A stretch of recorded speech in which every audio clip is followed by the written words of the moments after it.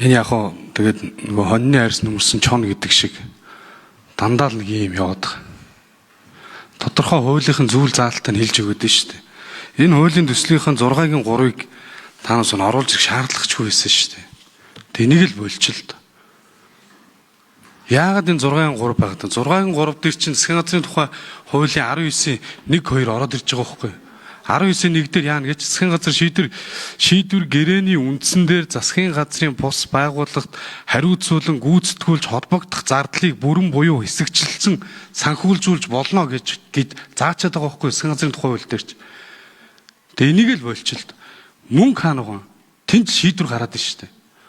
Өнөөдөр манай танхимынхан аж ахуй нэгжүүд дуу хоолойгоо нийлүүлээд юм хийхээр дээд цууга удирдлагууд нь баахан гэрээ ээж хэдэн төгрөг авчаад доошоогоо ажиллаа явуулахгүй дардаг шүү дээ. Чөлөөтэйгээр тэр төрөөс хамааралгүй болгоод мөнгнөөс нь хамааралгүй болгоод өөрсдөө хоорондоо мэтгэлцээд муудалцаад юмаа гаргаад эргэлтэй. Тэгээд нэгдэж нийлээд дуу хоолойгоо төрдөө илэрхийлнэ үсттэй. Энэ чинь л ардчлалын зарчим шүү дээ. Тэгэхгүй заавал татвар төлөгчдийн мөнгийг ингэж оруулж ирчээд маргаа үсгээд байгаа их төвшин одоо би одоо хууль санаачлагч нарт хуулиа санаачилж байгаа бол асуултандаа л хариулчих л та. Тэгээ хамгийн сүүлийн одоо энэ асуурын гавь шиг гавь гишүүний үг зөв л биш үү? Нэг бол ингээд эн чинь болохгүй үйл эн чинь шинжилтэн хариулга юм чинь ажил хэсгээ гаргаж цаашаа яваад сайжруулаад явъя. Тэгэхгүй тэгээ энэ хооронд чинь заавал илүү төтөө юм юу ч яриаг улс төрчөөгүй.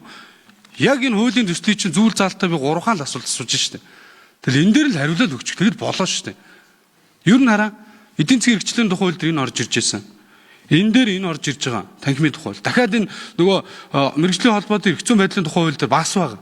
Ингээ олон хуулиуд дээр байгаа. Тэр яаж ийм ихээр төр өөрөө төрийн бус байгууллагыг гаргаж ирээд тэднэрт гэрээ хийгээд мөнгө өгөөд мөнгө өгснийхээ ард дээр шийдвэрээ гаргуулдаг.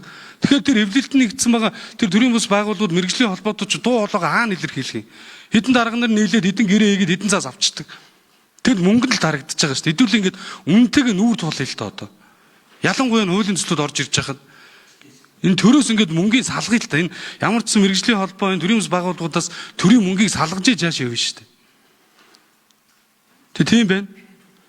Ерөнхийдөө энэ хуулийн төсөл анх орж ирж байхад энэ нэлээд мэтгэлцэн болсон гэсэн хэн гэдэг хоёр хүний лоббигоор энэ 6-гийн 3 орж ирсэн гэдгийг ч бас би мэдж байгаа шүү. Тэр нь цаашдаа зарлаад явна.